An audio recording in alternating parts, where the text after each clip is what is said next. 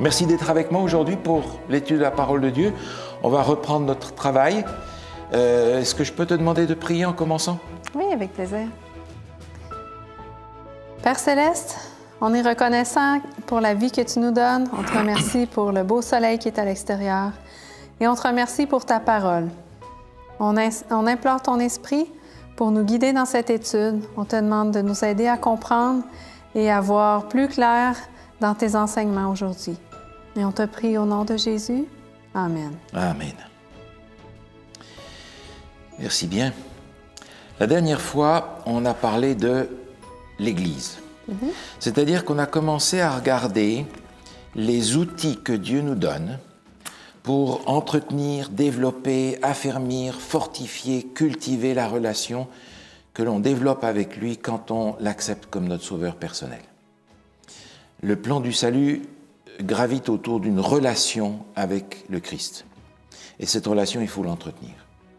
L'Église est un des outils que Dieu nous donne pour entretenir cette relation-là. Un autre outil que Dieu nous donne, c'est le sabbat. Et j'aimerais regarder un certain nombre de textes aujourd'hui sur le sabbat et voir à quoi le sabbat correspond. Alors, si on te demande, Caroline, pourquoi est-ce qu'il faut observer le sabbat, quelle est la réponse la plus simple que tu peux nous donner? Oh, ben, c'est le 4e commandement. Mais oui, tout simplement. C'est un des 10 commandements, Exode chapitre 20. Exode chapitre 20. Est-ce que je peux te laisser lire le verset 8 à 11? Oui. Souviens-toi de faire du jour du repos un jour saint. Pendant 6 jours, tu travailleras et tu feras tout ce que tu dois faire. Mais le 7e jour est le jour du repos de l'Éternel ton Dieu.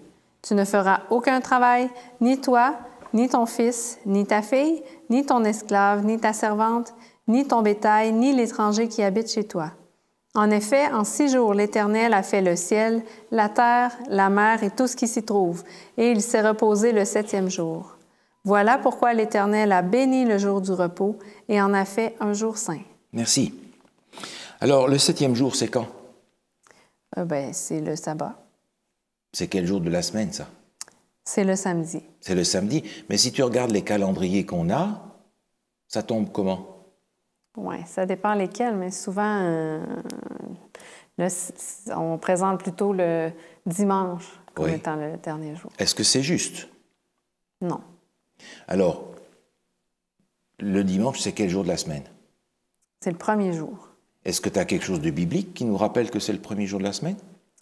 Oui, moi je pense à la mort, à la résurrection de Jésus. Mais oui, mais oui. Beaucoup de chrétiens aujourd'hui observent le dimanche parce que c'est le jour de la résurrection, pas parce que c'est le 7e jour. Alors, on apprend ici que le 7e jour est un jour particulier et il est dit que personne ne doit travailler. C'est un jour de repos. Et on verra un petit peu plus loin à quoi ça peut correspondre. Mais dans ce commandement, il nous est donné une raison pour laquelle on doit l'observer. Pourquoi est-ce que Dieu veut qu'on observe ce commandement? La raison qui est donnée ici, c'est quoi? C'est parce qu'au verset 11, c'est dit, en effet, en 6 jours, l'Éternel a fait le ciel, la terre, la mer et tout ce qui s'y trouve. Oui. Et il s'est reposé le 7e jour. Oui. Alors, la raison pour laquelle on doit l'observer, c'est parce que... C'est le Créateur. Voilà. Parce que Dieu est le Créateur. Autrement dit, quand j'observe le sabbat, je reconnais que Dieu est mon Créateur. Si je crois dans l'évolution, ou dans une forme même adaptée, christianisée de l'évolution, je ne peux pas observer le sabbat.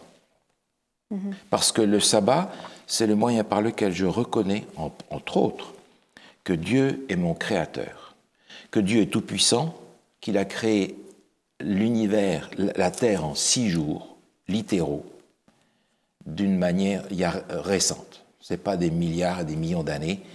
La chronologie biblique s'étend autour de 6-7 000 ans. On est loin des chiffres qui sont donnés d'une façon courante de nos jours. Donc le 7e jour, le jour du sabbat, le samedi, c'est un jour à part Parce que Dieu est notre Créateur. Et la raison fort simple de ça, je ne peux pas dire je vais observer tous les autres commandements et puis celui-là, ça c'est un commandement pour les Juifs, parce qu'on associe généralement le sabbat avec les Juifs. Mais ça ne marche pas. Ça ne marche pas parce que Jacques est clair là-dedans. On va regarder un texte dans l'épître de Jacques, au chapitre 2. Épître de Jacques, au chapitre 2. On va lire le verset 10. Épître de Jacques, chapitre 2, le verset 10. De fait, la personne qui obéit à toute la loi, mais qui pêche contre un seul commandement, est en faute vis-à-vis de l'ensemble. Ah, j'aime bien la manière dont c'est dit dans cette version de la Bible 21. On est coupable envers tout l'ensemble de la loi. Je ne peux pas découper les 10 commandements en morceaux et prendre ce qui m'arrange et ce qui ne m'arrange pas. Est-ce que je peux aller voler les affaires dans ta maison? Oh ben non. Mais dans ce cas-là, si les 10 commandements sont encore effectivement une loi valable pour moi, est-ce que je peux me dispenser d'observer le 4e? Non plus. Pas davantage, n'est-ce pas? Donc cette loi forme un ensemble parce que les 10 commandements, la loi de Dieu, sont l'expression du caractère de Dieu. Et qu'est-ce que je peux faire? Je ne peux pas toucher à ça. Je ne peux pas en enlever un morceau et en mettre un autre à la place. C'est un ensemble qui exprime le caractère de Dieu.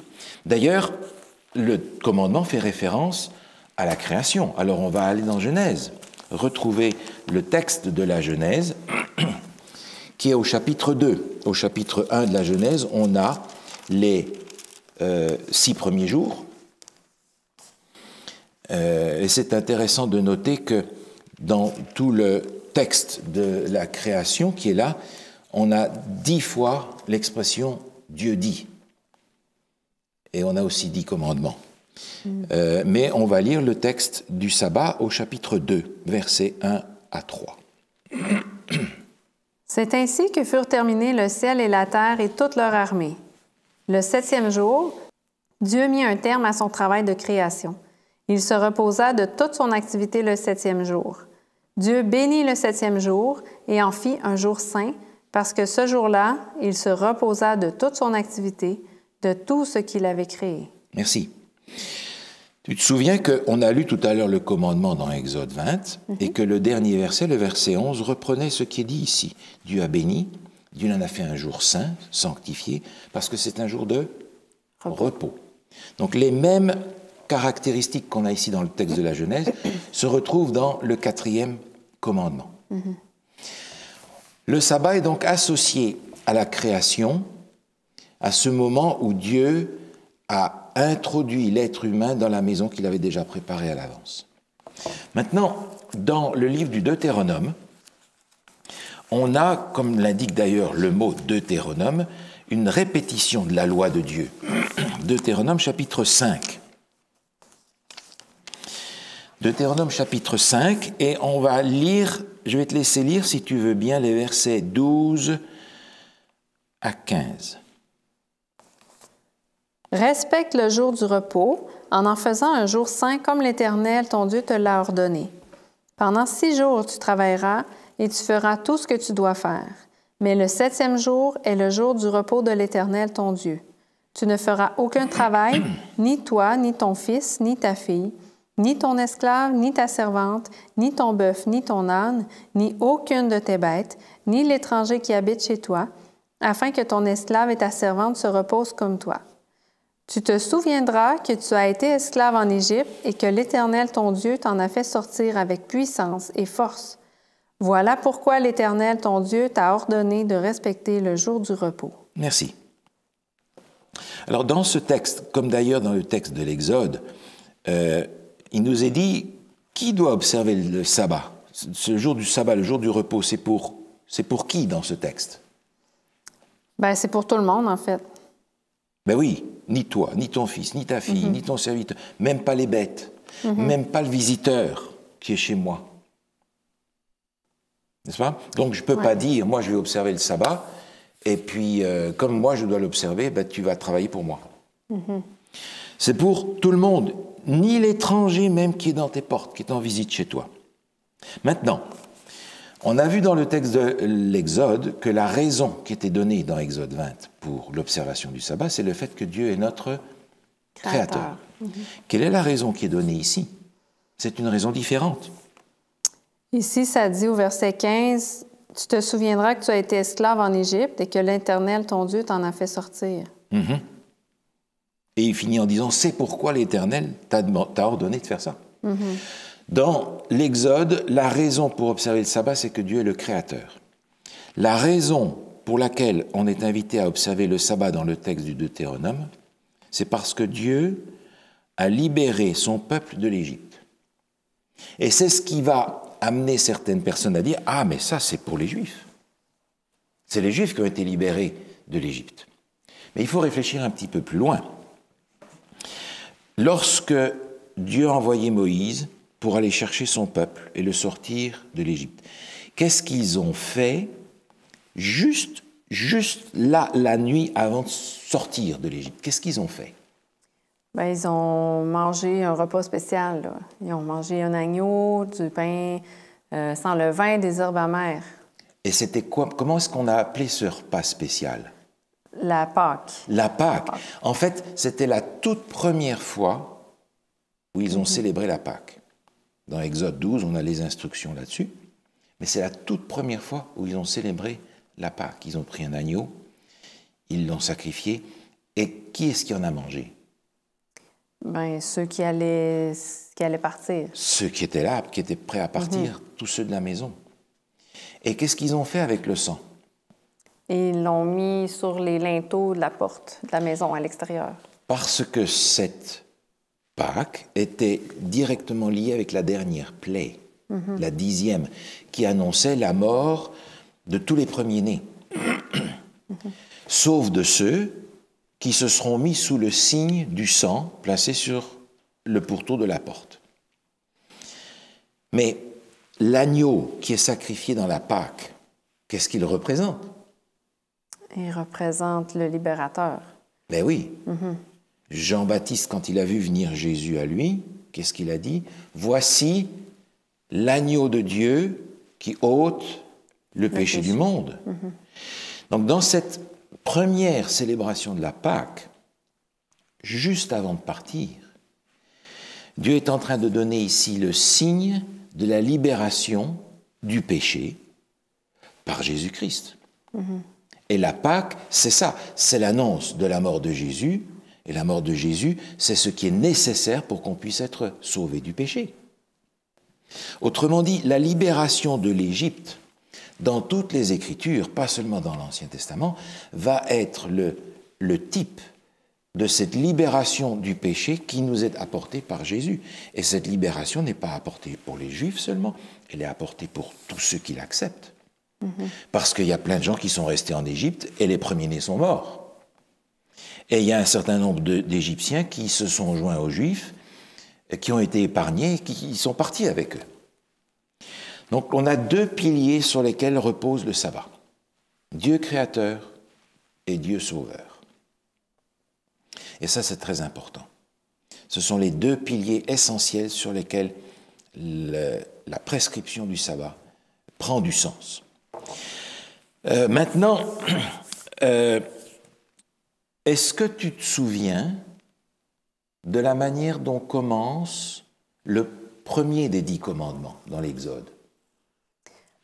Tu n'auras pas d'autre Dieu que moi. Oui. Alors, on va regarder ça. Prends Exode 20. Et je vais te demander de lire le début du premier commandement. Exode 20, versets 1 et 2. Alors Dieu prononça toutes ces paroles. « Je suis l'Éternel ton Dieu qui t'ai fait sortir d'Égypte, de la maison d'esclavage. Tu n'auras pas d'autre Dieu devant moi. » Quand je lis les 10 commandements, je découvre que ces 10 commandements que l'on reconnaît valides pour tout le monde commencent par le rappel que Dieu a délivré son peuple de l'Égypte. Autrement dit, Dieu nous donne un mode d'emploi, les 10 commandements, en nous disant n'oublie pas, je t'ai sauvé d'abord. Tu ne vas pas être sauvé en observant ça. Tu es déjà sauvé parce que tu as accepté de sortir, d'être délivré du péché par ce que Jésus a fait, l'agneau de Dieu. Et parce que tu es sauvé, parce que je t'ai délivré, voilà le mode d'emploi que tu devras suivre.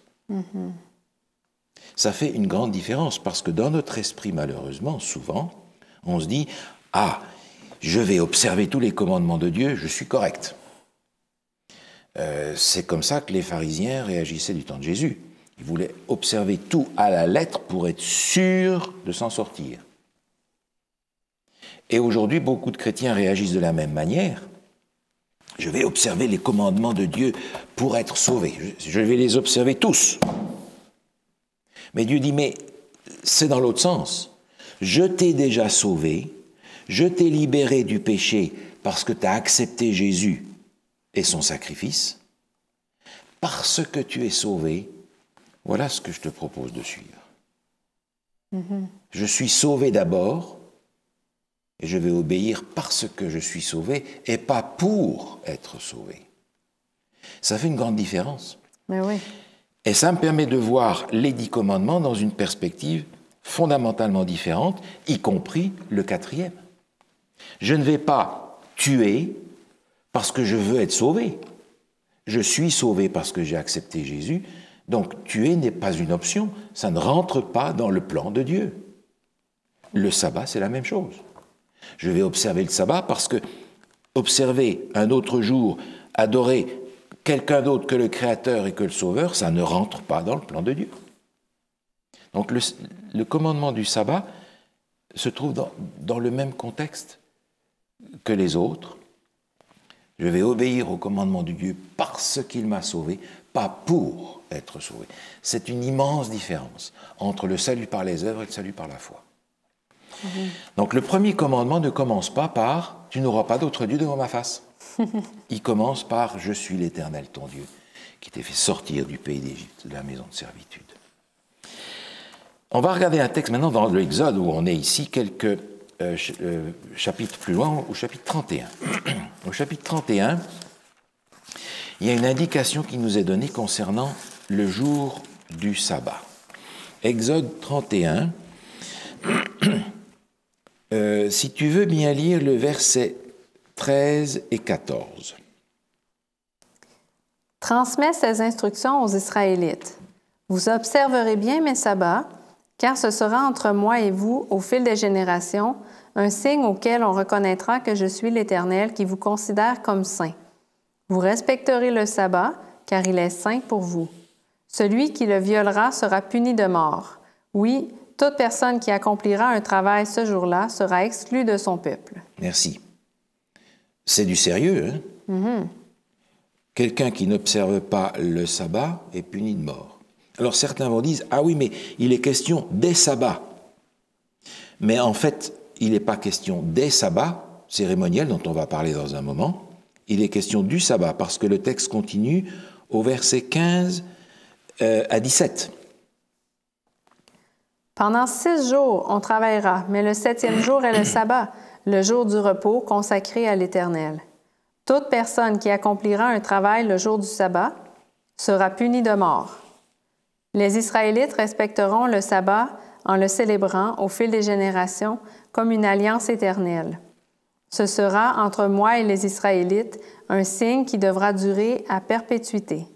En effet, en 6 jours, l'Éternel a fait le ciel et la terre, et le 7e jour, il s'est arrêté et s'est reposé. Merci. On a dans ce texte les 2 éléments qu'on a vus tout à l'heure. Il nous est dit au début, c'est un signe au verset 13. C'est un signe auquel on reconnaîtra que je suis l'Éternel qui vous sanctifie ou qui vous considère comme saint. La sanctification, dans l'enseignement biblique, c'est une transformation. Sanctifier veut dire transformer, de mieux en mieux. Mais qui va faire ce travail en moi? Est-ce que c'est moi qui, en serrant les dents, vais réussir à être meilleur? Non. C'est pas comme ça que ça marche. J'accepte d'être justifié par la foi, j'accepte d'être pardonné par la foi. Mais dans notre esprit, on se dit souvent, j'ai été pardonné par la foi, mais je vais être transformé par mes œuvres, par ce que je fais. Mais non, c'est le Seigneur l'Éternel qui nous sanctifie. Autrement dit, dans les Écritures, on nous enseigne qu'on est pardonné par la foi, mais qu'on est transformé aussi par la relation de foi avec Dieu. Autrement dit, le sabbat est ici le signe que c'est Dieu qui me transforme, c'est Dieu qui me sauve, c'est Dieu qui transforme mon caractère à l'image de celui de Jésus. Mais après, il nous est dit, ce sera un signe à perpétuité, car en 6 jours, l'Éternel a fait les cieux et la terre. Il y a ces deux éléments dans ce texte. Le sabbat est un signe, un, que j'ai accepté le Créateur, et deux, que j'ai accepté le Sauveur, celui qui me transforme et qui me pardonne. C'est un signe. C'est quoi un signe? C'est quelque chose qui démontre que j'ai accepté ou... Oui, dans le cas particulier, c'est ça. Ça rend évident. Mais dans la vie courante, c'est quoi un signe? Un signe, c'est une preuve. C'est quelque chose qui va m'indiquer une direction où aller. Pendant la guerre, la Deuxième Guerre, les Juifs devaient porter une étoile jaune sur leurs vêtements. C'est un signe. Un autre exemple. Si je vois un bout de tissu blanc avec une bande rouge à gauche, une bande rouge à droite et une feuille d'érable rouge au milieu, c'est quoi ça? C'est un drapeau du Canada. C'est le drapeau du Canada. Maintenant, si je travaille dans mon jardin, je fais un feu et je mets un vieux torchon à vaisselle dans le feu, ça va brûler puis c'est fini. Mais si aujourd'hui, je brûle un drapeau du Canada, ça veut dire quoi? Ouais, j'aime pas le Canada. Ou il était vraiment trop vieux. Oui, peut-être. Mais là, ça a un sens différent. Pourtant, c'est un bout de tissu avec de la couleur dessus. Mais c'est un signe. C'est le signe qui représente une nation, un gouvernement. Et ce que je vais faire de ce signe indique ce que je veux faire par rapport à ce qu'il représente. Le sabbat est un signe. Il est le signe que j'ai fait une alliance avec Dieu.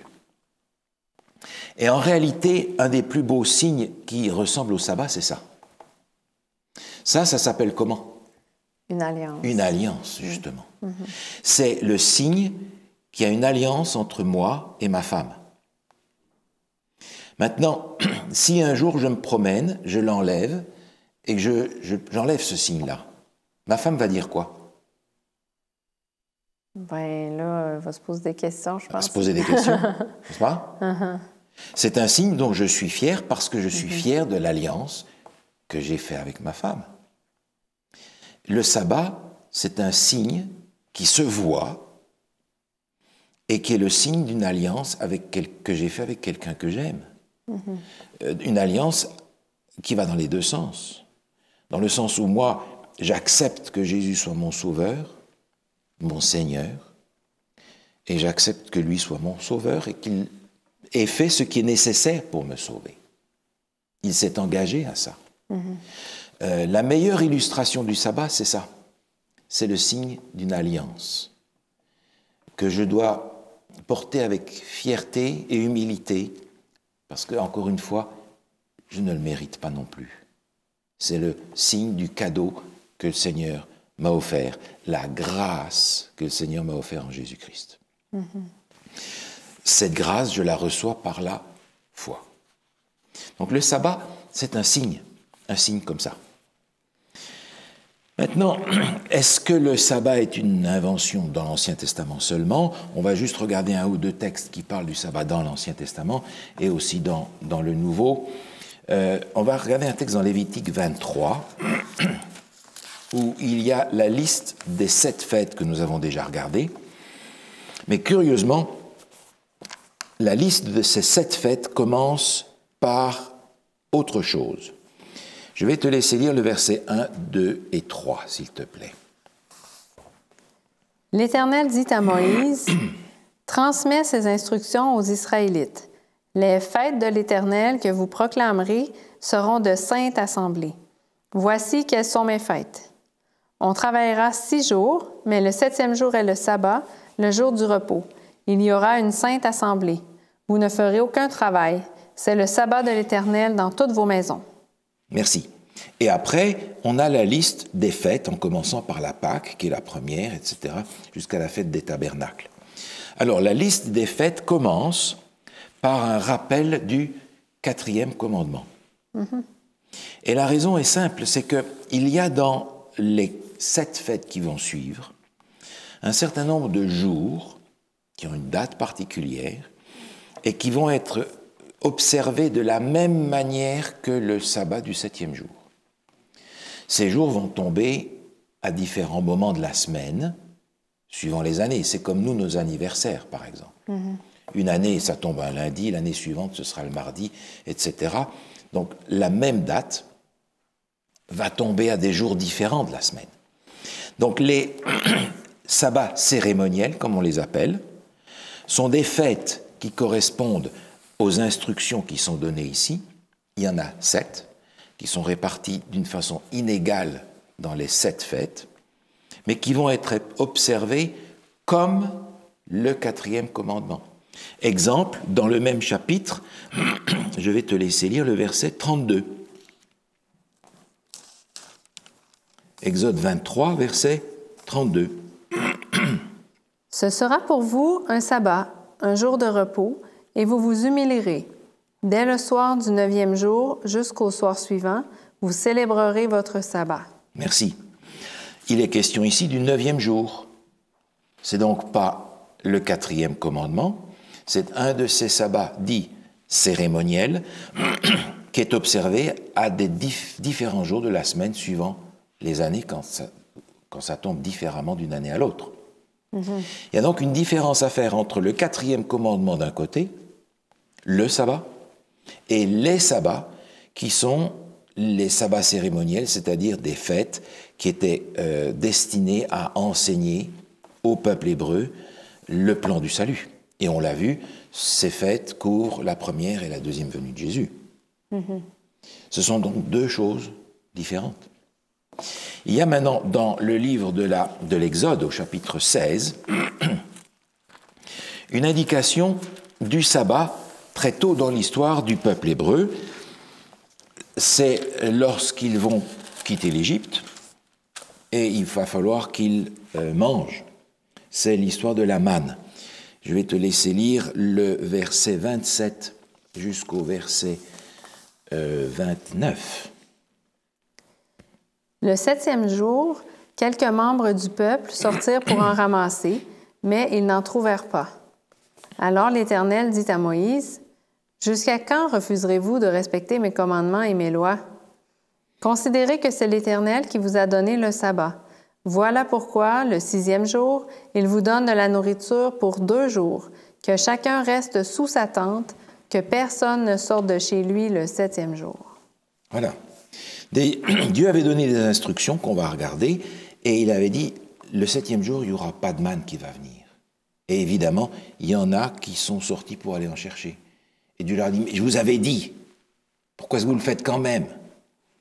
Alors un petit peu plus tôt, dans le texte, à partir du verset 25 et 26, si tu veux bien nous les lire. Oui. Moïse dit, « Mangez-le aujourd'hui, car c'est le jour du sabbat en l'honneur de l'Éternel. Aujourd'hui, vous n'en trouverez pas dans la campagne. Pendant 6 jours, vous en ramasserez, mais le 7e jour, celui du sabbat, il n'y en aura pas. » Voilà.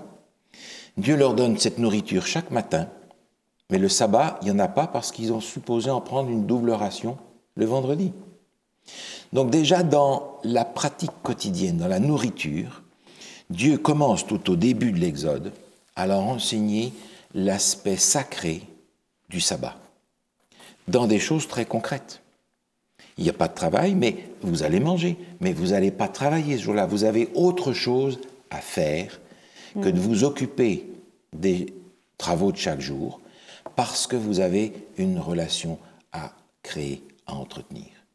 Donc, très tôt dans l'Ancien Testament, lorsque le peuple hébreu sort de l'Égypte, on lui enseigne qu'il y a un signe qui se rapporte aussi à la Pâque qu'ils ont célébrée juste avant de partir de l'Égypte. Dans le Nouveau Testament, plusieurs textes aussi nous rappellent que le sabbat n'est pas à remettre en question. Dans l'Évangile selon Luc, au chapitre 4, Évangile selon Luc, chapitre 4, on apprend comment Jésus vivait ça. Luc, chapitre 4, le verset 16. Jésus se rendit à Nazareth où il avait été élevé et, conformément à son habitude, il entra dans la synagogue le jour du sabbat. Il se leva pour faire la lecture. Voilà. Jésus, qui a été élevé là-bas, observait le sabbat, c'était son habitude, c'était sa coutume. Il n'allait pas au sabbat, à la synagogue le sabbat quand ça s'arrangeait, quand ça se présentait bien pour lui. Il n'y allait pas occasionnellement, il y allait tous les sabbats. Jésus a pratiqué le sabbat toute sa vie. C'était pour lui une habitude, un mode de vie. On retrouve la même chose au verset 31. Il descendit à Capernaum, ville de la Galilée, et il les enseignait le jour du sabbat. Voilà. Le jour du sabbat, Jésus était à la synagogue et il enseignait le peuple. Jésus a pratiqué le sabbat parce que c'était un des 10 commandements. Ses disciples ont fait la même chose. Dans le même évangile de Luc, au chapitre 23, on est là dans les dernières pages de la vie de Jésus, et au verset 56, si tu veux bien nous le lire. Puis elles repartirent et préparèrent des aromates et des parfums. Le jour du sabbat, elles se reposèrent comme le prescrit la loi. Voilà. Ici, les femmes qui étaient disposées à embaumer Jésus n'ont pas eu le temps de le faire parce que le sabbat allait commencer. Elles ont donc laissé ça là et elles se sont reposées le jour du sabbat selon la loi. Jésus est mort et sa mort n'a rien changé pour ses disciples qui continuent à observer le sabbat. Même longtemps après, dans le livre des Actes, par exemple, au chapitre 13, on retrouve les apôtres qui observent le sabbat.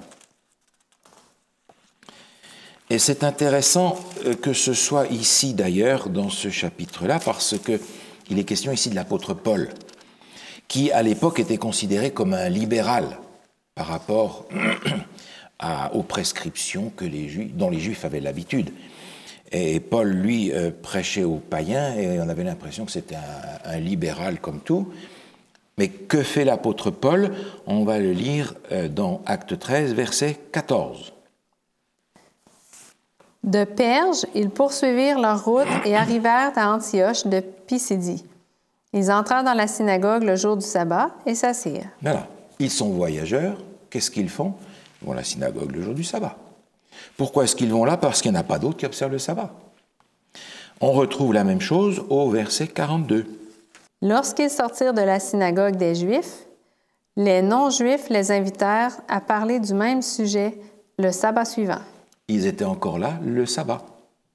Verset 44. Le sabbat suivant, presque toute la ville se rassembla pour écouter la parole de Dieu. Encore une fois, on voit les apôtres, Paul, qui est là et qui observe le sabbat d'une façon régulière et qui enseigne aussi à ce moment-là.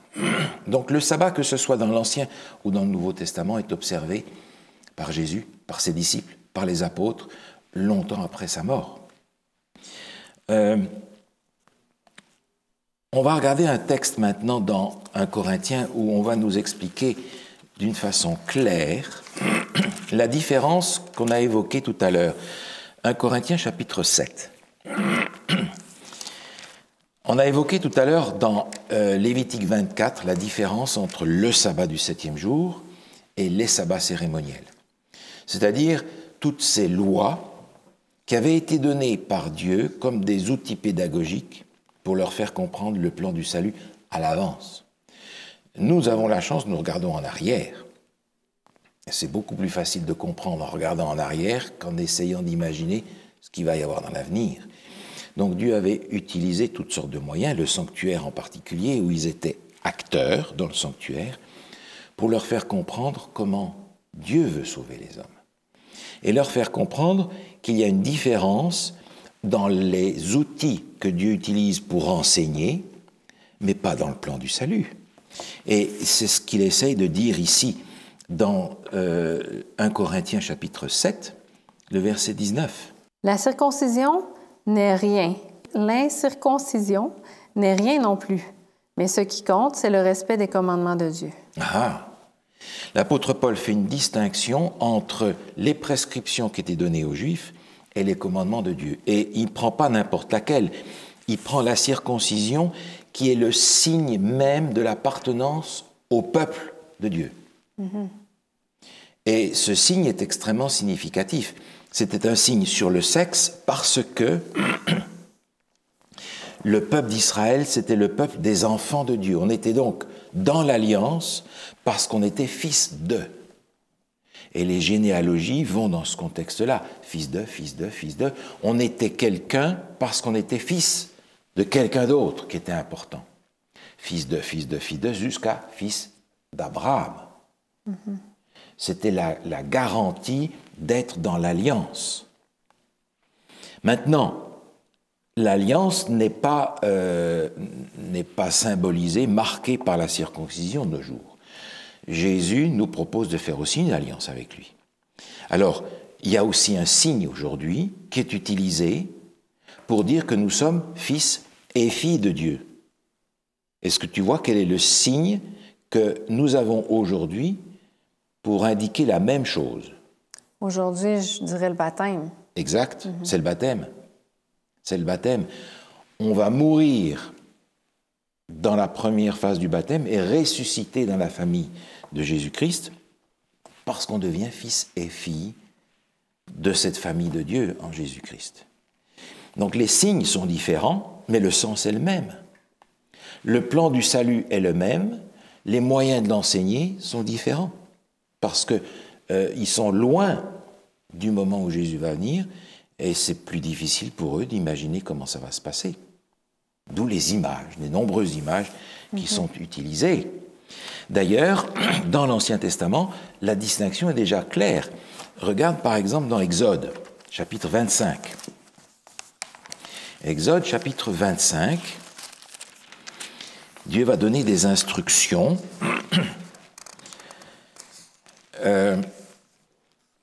Je vais te laisser lire, si tu veux bien, ce qu'il est dit concernant l'arche de l'Alliance, donc le meuble qui se trouve dans le lieu très saint. Le verset 16 et 17, si tu veux bien. Tu mettras dans cette arche le témoignage que je te donnerai. Tu feras un couvercle en or pur. Sa longueur sera de 125 cm et sa largeur de 75 cm. Tu mettras le propitiatoire sur le coffre et tu mettras dans cette arche le témoignage que je te donnerai. Merci. Il y a ici une description qui est faite de l'arche de l'Alliance qui va être placée dans le sanctuaire, dans le lieu très saint. Et qu'est-ce qu'il nous faut mettre dans l'arche de l'Alliance? Qu'est-ce qui doit être mis dedans? Les 10 commandements, là, voilà, ça dit le témoignage. Témoignage. C'est ça. Et il le dit à 2 reprises dans ce passage. Les 10 commandements vont être placés dans l'arche. Maintenant, on va regarder un autre texte dans Deutéronome 31. Deutéronome 31. On va lire le verset 26.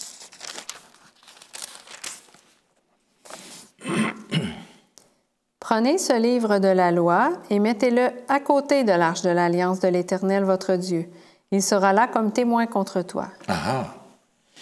Il y a une différence entre les 2 tables de pierre où sont inscrits les 10 commandements, le témoignage que Dieu a donné, écrit de sa main, qui seront placés dans l'arche de l'Alliance, et les lois qui ont été données au peuple, et ces lois vont être placées à côté de l'arche. Parce que ces lois ont une valeur différente que les lois qui sont inscrites sur les 2 tables de pierre. Mais le sabbat, il est inscrit où? Sur les lois qui sont à côté ou sur les 2 tables de pierre? Non, sur les 2 tables de pierre. Mais oui. Ils ont donc cette valeur, j'allais dire éternelle, de représenter le caractère de Dieu dans ce qu'il fait pour nous et dans ce qu'il nous demande de faire les uns pour les autres. Par conséquent, il y a une différence entre ces lois qui sont propres au peuple hébreu et les 10 commandements qui sont pour tous. Je ne peux donc pas dire que le 4e commandement appartient à ces lois temporaires pour le peuple hébreu, parce que le sabbat fait partie des 10 commandements. On retrouve déjà d'ailleurs dans l'Ancien Testament une indication que le sabbat n'est pas pour les Juifs seulement. On a un texte qui est très fort dans le livre d'Ésaïe. Il faudrait qu'on puisse le lire en entier, mais il est un peu long. Mais on va en lire une partie. C'est Ésaïe 56. Ce texte d'ailleurs est un texte qui vient très exactement en parallèle d'un texte qu'on a dans Apocalypse au chapitre 14. C'est dire à quel point il est étendu sur le temps jusqu'à la fin des temps. Ésaïe 56, est-ce que je peux te laisser lire, s'il te plaît, le verset 1, 2 et 3? Oui. Voici ce que dit l'Éternel. Respectez le droit et pratiquez la justice, car mon salut est sur le point d'arriver, et ma justice est prête à se révéler. Heureux l'homme qui adopte ce comportement, et le Fils de l'homme qui y reste fermement attaché, qui respecte le sabbat au lieu de le violer, et veille sur ses actes pour ne commettre aucun mal. Que l'étranger qui s'attache à l'Éternel ne dise pas « L'Éternel me séparera certainement de son peuple », et que l'eunuque ne dise pas « Je ne suis qu'un arbre sec ». Merci. Alors au début de ce texte, il nous est dit « Observez ce qui est droit, pratiquez ce qui est juste ». Il y a une raison qui nous est donnée pour le faire. Ça dit « Mon salut est sur le point d'arriver et ma justice est prête à se révéler ». Alors, garde une main dans Ésaïe 56 et regarde Apocalypse 14. Apocalypse 14, je vais te laisser lire juste le verset 7. Il disait d'une voix forte, « Craignez Dieu et rendez-lui gloire, car l'heure de son jugement est venue. Adorez celui qui a fait le ciel, la terre, la mer et les sources d'eau. » OK. On est invité à adorer qui? Le Créateur. Celui qui a fait le ciel, la terre, la mer et les sources d'eau. Le Créateur. Et la raison pour laquelle on est invité à le faire d'autant plus, c'est quoi? C'est l'heure de son jugement est venue. Mais c'est exactement ce qu'on a dans Ésaïe 56. N'est-ce pas? C'est exactement ce qu'on a dans Ésaïe 56.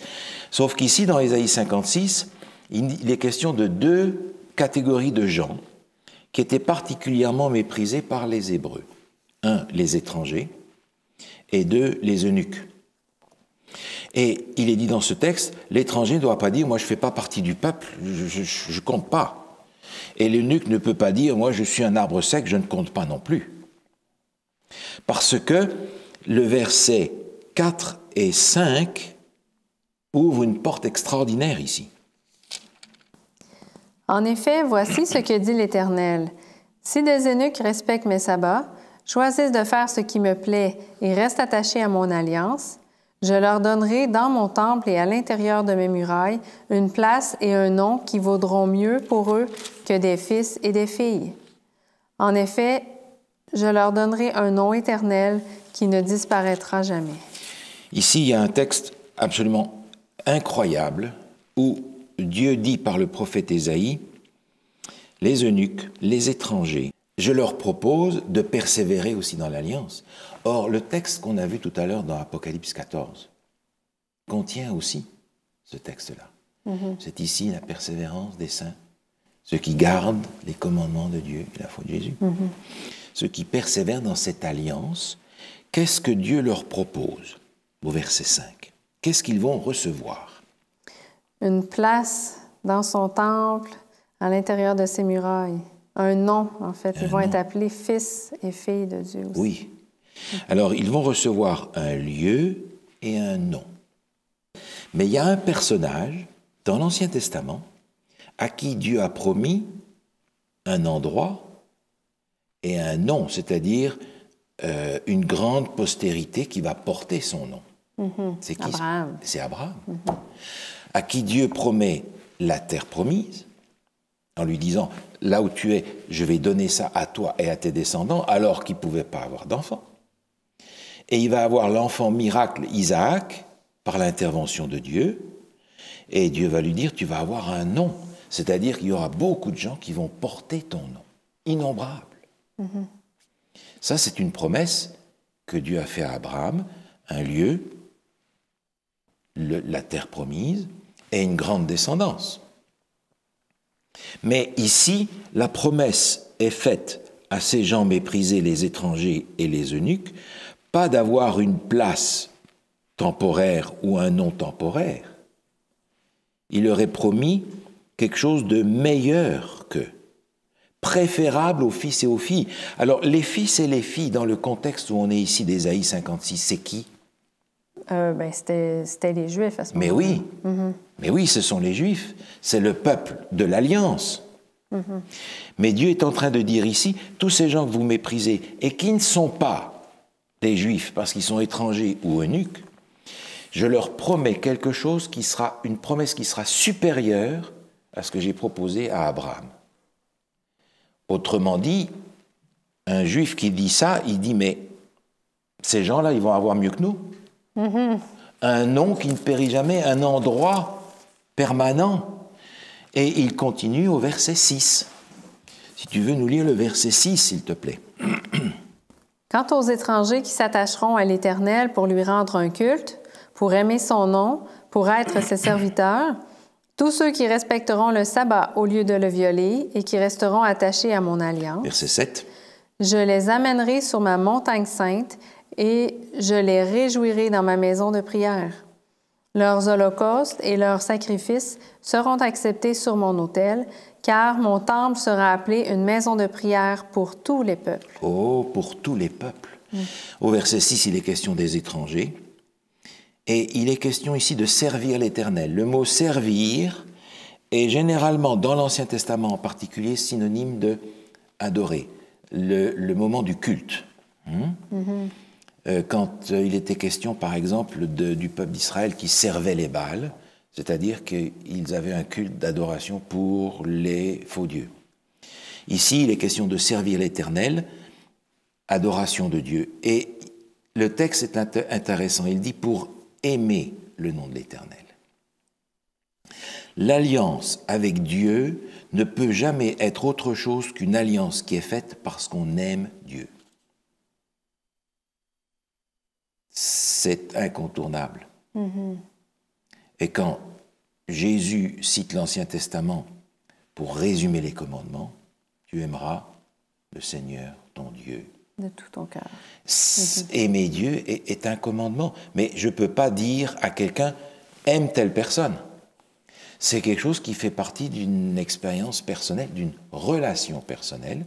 Et cette relation, c'est justement par cela que je suis sauvé en Jésus-Christ. Ici, par conséquent, ces étrangers sont appelés à aimer Dieu, à lui rendre un culte et à observer le sabbat. Et ceux qui le font avec persévérance, qui font donc partie de l'alliance, même s'ils ne sont pas juifs, qu'est-ce que Dieu va faire avec eux? Il va les amener où? Alors, c'est dit au verset 7, « Je les amènerai sur ma montagne sainte et je les réjouirai dans ma maison de prière. » Dans sa maison de prière, elle est pour qui cette maison de prière? Il est pour qui ce temple? Pour ceux qui veulent l'adorer. Pour tous les peuples. On a là une perspective éternelle de l'adoration de Dieu pour tous ceux qui sont sauvés dans le royaume des cieux. Et c'est pour cela d'ailleurs qu'on retrouve dans ce texte un vocabulaire qui est répété dans le livre de l'Apocalypse. Parce que la dimension de l'adoration, la dimension du sabbat, la dimension de l'alliance, la dimension de la persévérance de ceux qui croient et de l'amour de Dieu se retrouve dans l'Apocalypse parmi ceux qui sont sauvés à la fin. Est-ce que le sabbat est seulement pour les Juifs? Mais non. Pas possible. Pas possible. Il est pour tous ces gens-là, même méprisés, s'ils le sont par les uns et les autres, qui sont appelés à entrer dans l'alliance avec Dieu et avoir une promesse supérieure à celle qui est faite à Abraham. Le sabbat n'est pas pour les Juifs, il est pour tout le monde. Tous ceux qui ont accepté Jésus comme leur sauveur personnel. Maintenant, j'aimerais revenir sur cette notion du sabbat comme un signe. On a vu dans Exode 20, on n'a pas besoin de reprendre le texte, il commence par « souviens-toi ». Tous les autres commandements commencent d'une façon différente. Mais celui-là, souviens-toi. Souviens-toi du jour du repos. Alors, on pourrait se dire, je vais essayer de m'en souvenir, mais si je l'oublie une fois ou deux, c'est pas trop grave. C'est pas exactement le sens biblique de ce souvenir. Parce que dans le vocabulaire biblique, et on pourrait trouver des textes, le temps nous manque parce que sinon ça sera un peu long, mais ce souvenir est compris comme étant fidélité à l'alliance. Oublier, c'est être infidèle à l'alliance. Donc la notion de souvenir est associée à la notion d'alliance. Si j'oublie, c'est parce que j'ai été infidèle. Si je me souviens, c'est parce que j'ai été fidèle. Et le sabbat ici, dont il est question dans le commandement, nous rappelle cette alliance. Parce qu'on l'a vu dans Exode 20, Dieu d'abord nous a sauvés de l'esclavage du péché. Et à cause de ça, on est invité à faire une alliance avec lui. Et à emporter le signe. Et Dieu nous dit, souviens-toi. Si on voulait traduire ça en français courant, on dirait « sois fidèle à l'alliance et à son signe ». La fidélité au signe va indiquer notre fidélité à ce que le signe représente. On va regarder rapidement un texte dans Ézéchiel au chapitre 20. Ézéchiel chapitre 20. Ézéchiel chapitre 20, le verset 20. On l'a aussi au verset 12, mais je te propose de lire le verset 20. Faites de mes sabbats des jours saints, et qu'ils soient entre moi et vous un signe auquel on reconnaisse que je suis l'Éternel, votre Dieu. Merci. L'observation du sabbat n'est pas un signe pour reconnaître que je suis un bon chrétien, parfait, etc. C'est pour reconnaître le Dieu à qui j'ai affaire. Et le verset 12 nous rappelle que c'est lui qui nous sanctifie, c'est lui qui nous transforme. Le sabbat est donc pour moi le moyen de dire « je crois dans le Dieu qui m'a créé », au point qu'il aura la force de me recréer, de me ressusciter, de me transformer quand il va revenir. Parce que si je ne crois pas dans le Dieu créateur, je ne vois pas pourquoi je croirais dans le Dieu qui me ressuscite. Et c'est un signe qui nous permet de reconnaître le Dieu en qui nous croyons. C'est un signe très important parce que j'ai accepté Jésus comme mon sauveur parce que je sais que je ne peux pas être sauvé par mes propres mérites. Et je trouve curieux que parmi les chrétiens d'aujourd'hui, ceux qui sont les premiers à annoncer le salut par la foi en Jésus, par opposition pas aux œuvres que l'on fait, n'observent pas le signe du salut par la foi. Le salut par la foi est exprimé par l'observation du sabbat parce que c'est un jour de repos. Je me repose parce que je n'ai pas besoin de travailler pour être sauvé. J'ai besoin d'accepter la relation avec le Christ. Et je dois le faire le 7e jour parce que j'ai foi que ce Dieu-là sera capable de me ressusciter au dernier jour. Maintenant, est-ce que le sabbat va aller jusqu'à la fin des temps? Je le crois, parce qu'on a un certain nombre de passages qui nous en parlent. On va regarder un texte dans Matthieu, chapitre 24. Matthieu, chapitre 24.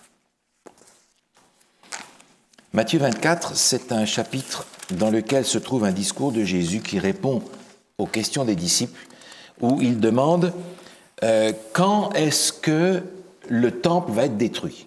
Jésus leur dit, il ne va pas rester ici deux pierres l'une sur l'autre.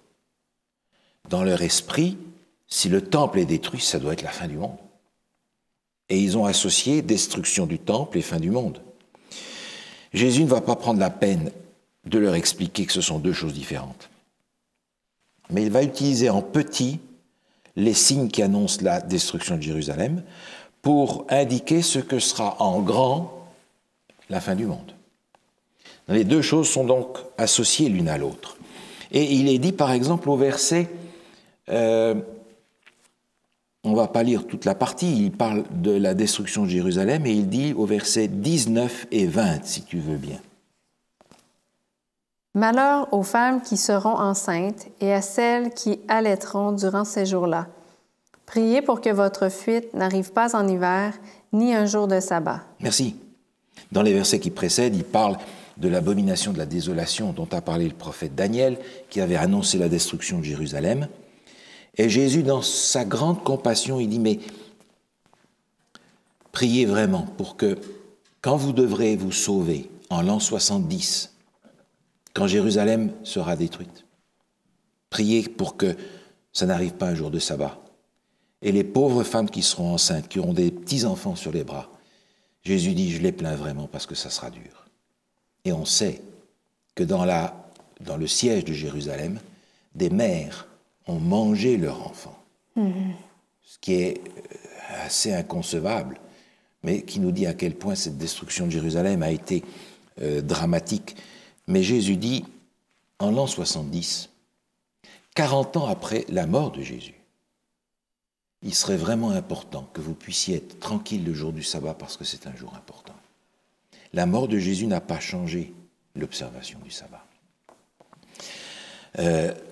Dans le chapitre qu'on a vu tout à l'heure, et je reviens à Apocalypse 14, le texte qui traduit le message de ce premier ange, on l'a vu tout à l'heure, nous dit « Craignez Dieu » au verset 7, « Donnez-lui gloire, car l'heure de son jugement est venue, et adorez celui qui a fait le ciel, la terre, la mer et les sources d'eau. » Comme je le mentionnais tout à l'heure, le deuxième ange va venir, le troisième ange va venir, et au verset 14, il est dit « Je regardais, et voici, il y avait une nuée blanche, et sur la nuée était assis quelqu'un qui ressemblait à un fils d'homme, ayant sur sa tête une couronne d'or, et dans sa main une faucille tranchante. » La suite du texte nous montre qu'il s'agit là du retour de Jésus, qui vient pour moissonner ceux qu'il va prendre dans son grenier.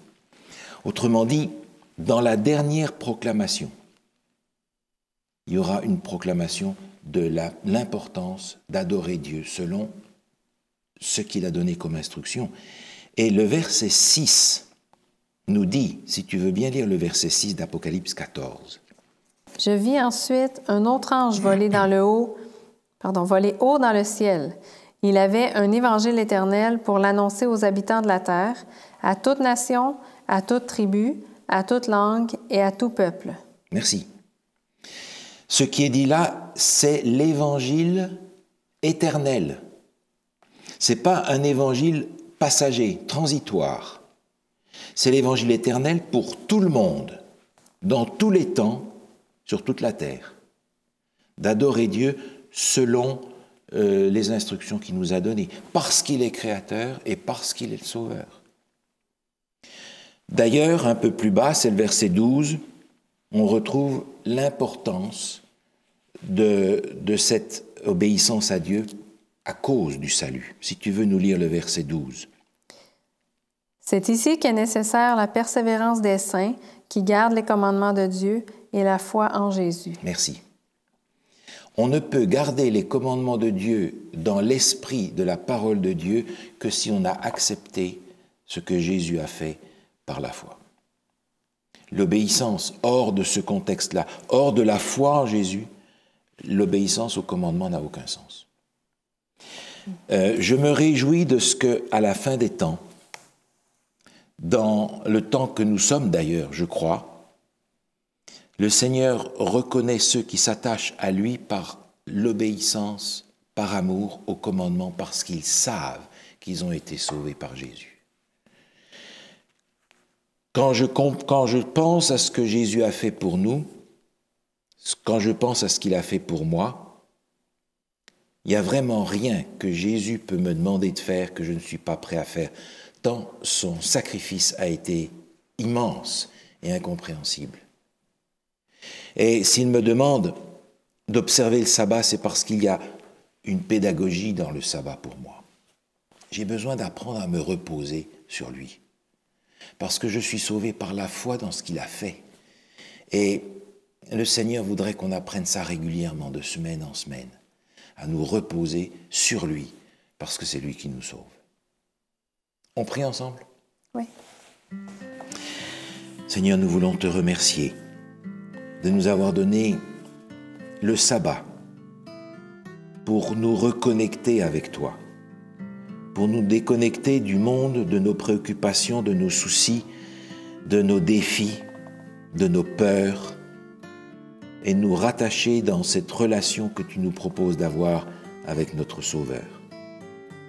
Seigneur, apprends-nous de semaine en semaine à nous appuyer de plus en plus sur les mérites de Jésus, à attendre son retour avec impatience, pour que nous puissions passer avec toi le sabbat éternel dans ton royaume.